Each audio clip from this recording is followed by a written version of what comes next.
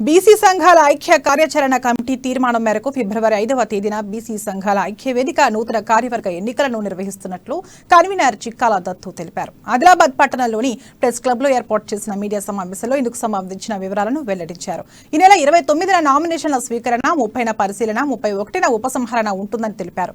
దాదాపు 9 సంవత్సరాల నుండి ఎన్నికలు జరగలేదని, అందుకే 36 బీసీ సంఘాల ప్రతినిధులతో సమావేశమై ఏకాభిప్రాయం మేరకు తీర్మానం చేసి ఎన్నికలను నిర్వహించేందుకు నిర్ణయించామని చెప్పారు. 36 బీసీ కులాలకు చెందిన అధ్యక్ష, ప్రధాన కార్యదర్శులు మాత్రమే ఓటర్లుగా ఉంటారని, వారందరూ వచ్చి తమ ఓటు హక్కును వినియోగించుకోవాలని కోరారు.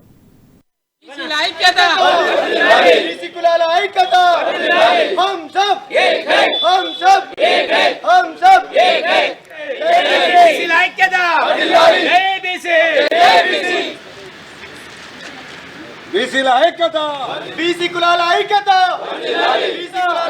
బీసీ కులాల ఐక్యత. 36 కులాలు మరి అదే విధంగా ఎన్నికలకు పోదామని చెప్పి వాళ్ళు చెప్పడం జరిగింది. మరి ఎవరెవరు ఎన్నికలకు పోదామని చెప్తే ప్రధాన కార్యదర్శి, ప్రెసిడెంట్, ప్రధాన కార్యదర్శి ఓటు వేయాలి. మరి వాళ్ళే నిలబడాలి.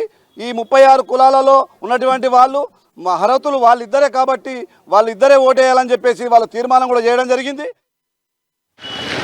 బీసీల ఐక్యత, బీసీల ఐక్యత, బీసీ కులాల ఐక్యత.